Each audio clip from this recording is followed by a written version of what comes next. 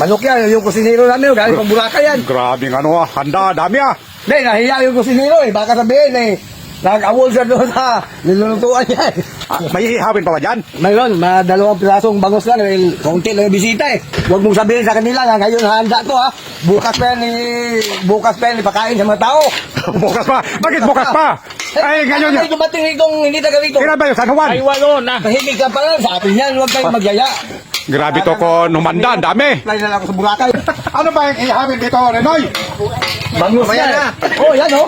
Oo.